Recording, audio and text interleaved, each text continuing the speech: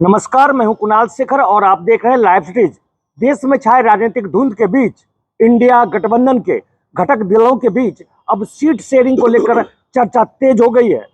कांग्रेस के राष्ट्रीय अध्यक्ष मल्लिकार्जुन खड़गे ने इंडिया के घटक दल जदयू के राष्ट्रीय अध्यक्ष मुख्यमंत्री नीतीश कुमार, राजद के सुप्रीमो लालू प्रसाद और एनसीपी के चीफ शरद पवार से सीट शेयरिंग को लेकर चर्चा की। आज बिहार में सीट शेयरिंग को लेकर चर्चा हुई है और वीडियो कॉन्फ्रेंसिंग के माध्यम से ये चारों बड़े नेता जुड़े और बिहार में उन्होंने 10 सीट पर दावा ठोका है।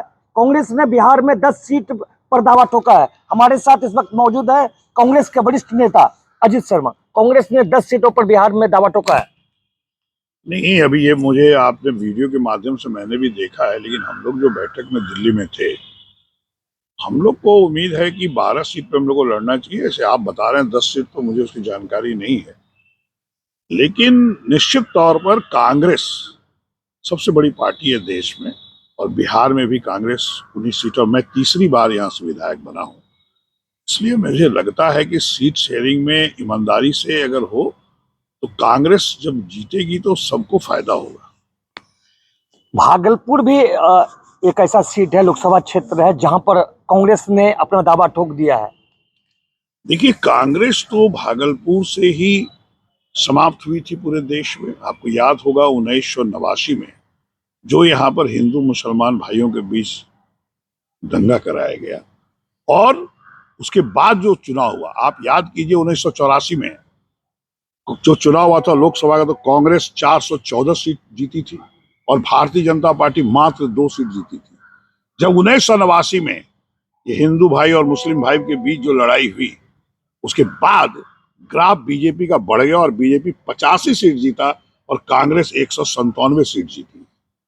फिर 1991 में चुनाव होता है, फिर कांग्रेस थोड़ा सा इंप्रूव करता है 244 और बीजेपी लेकिन 85 से बढ़ के 120 हो जाता है। अगर भागलपुर सीट जैसा आप कह रहे हैं कि कांग्रेस मांगी है, तो निश्चित तौर पर कांग्रेस यहीं से फिर से रिवाइव करेगा, क्योंकि यहीं से डिक्लाइन हुआ था 1989 में दंगे के बाद। और मैं बताऊं, सिर्फ कांग्रेस को फायदा नहीं होगा, इंडिया गठबंधन में जितने पार्टियां हैं बिहार में, सबको इस भागलपुर सीट से फायदा होगा। चूंकि आपको याद होगा कि 1991 के बाद बीजेपी यहां से बराबर जीतती रही, अधिकांश सीटें बीजेपी जीती है। इसलिए कांग्रेस अगर चुनाव यहां से लड़ती है, निश्चित तौर पर पिछला भी जो सांसद बने वो तो बीजेपी और जदयू से मिलकर बने थे, इसलिए बीजेपी का हमेशा वर्चस्व रहा है और कांग्रेस इस बार सीट यहां से लड़ती है। निश्चित तौर पर जनता उसको जिताएगी और ये मैसेज पूरे देश में जाएगा। कांग्रेस यदि भागलपुर से चुनाव लड़ती है तो आपकी दावेदारी तो बनती है। ये तो कांग्रेस आला कमान तय करेंगे, आदरणीय राहुल गांधी जी, आदरणीय खड़गे साहब तय करेंगे। लेकिन हाँ, भागलपुर से हम 3 बार से जीत रहे हैं। ये शहर में ही दंगा हुआ था जहाँ भागलपुर में हम बैठे हैं, जीते हैं, जनता हमको चुन रही है। निश्चित तौर पर अगर हमें पार्टी विश्वास करती है तो निश्चित तौर पर मुझे लगता है जनता हमें जिता के उनकी आवाज बनने के लिए संसद में भेजेगी। जिस तरह से आप पिछले 12 से 15 वर्षों से भागलपुर जिले में मेहनत कर रहे हैं, कांग्रेस पार्टी क्या लगती है आपको यहाँ से लोकसभा का टिकट देगी? फिर मैंने कहा कि ये निर्णय लेना है आदरणीय राष्ट्रीय अध्यक्ष खड़गे साहब को, आदरणीय राहुल गांधी को, मैडम सोनिया गांधी को।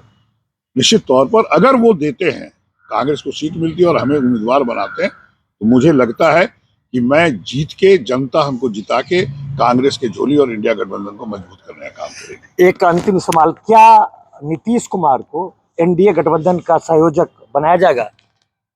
ये फिर मैंने कहा कि आदरणीय खड़गे साहब को निर्णय लेना है, आदरणीय राहुल गांधी जी को लेना है, आदरणीय मैडम सोनिया गांधी को लेना है। अगर कन्वीनर बनते तो बड़ी खुशी की बात है। कन्वीनर बन के, चूंकि उन्होंने ही शुरुआत की थी बिहार में पहला बैठक, इसलिए ये निर्णय वहां से केंद्रीय नेतृत्व से होगा। इस पर मैं कोई कमेंट नहीं करूंगा। तो इस तरह कांग्रेस विधायक अजीत शर्मा थे, जिन्होंने साफ तौर पर कहा है कि कांग्रेस की बिहार में कम से कम 12 सीटों पर दावेदारी बनती है और उन्होंने साथ ही यह भी कहा है कि यदि भागलपुर लोकसभा सीट से उन्हें टिकट मिलता है तो निश्चित रूप से वह जीतकर कांग्रेस पार्टी को मजबूत करने का काम करेंगे। अपने सहयोगी कैमरा पर्सन सुबोध के साथ कुणाल शेखर, लाइव सिटीज, भागलपुर।